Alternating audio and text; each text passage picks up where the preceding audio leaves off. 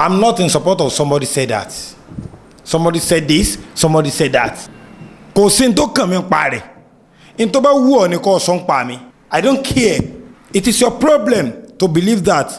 Gbogbo ọ̀pọ̀lọpọ̀ ní ma wá sọ́dọ̀ mi tó máa bí mi léèrè mú. Gbogbo tí wọ́n bá sọ nípa mi tó bá jẹ́ pé lọ́kàn rẹ̀ òtítọ́ ni. Yes, òótọ́ ni mo sọ. Gbogbo tí wọ́n sọ nípa mi tó bá jẹ́ pé lọ́kàn rẹ̀ irọ́ ni wọ́n pa mọ́ mi. Irọ́ náà ni. Èyí tó bá wù ọ́ ni kó mú. It is your problem, not mine.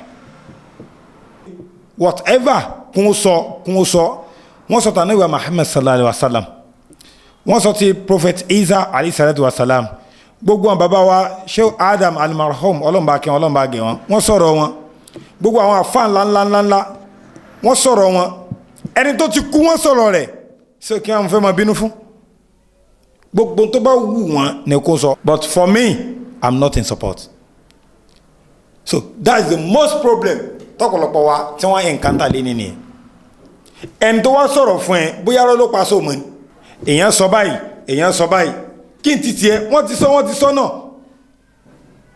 gbogbo tí wọ́n bá sọ yẹn jẹ́ kí wọ́n sọ títí wọn nìyẹn wà wá believe nọ́rọ̀ tí wọ́n wá sọ fún ẹ fún kíni for what reason just calm down wọ́n ti sọ náà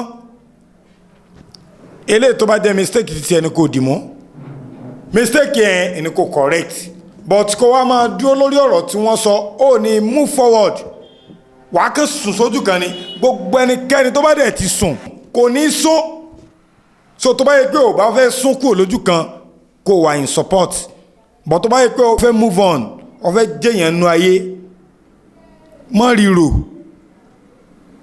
everything tí a máa sọ ń pa mi that is their own problem not mine.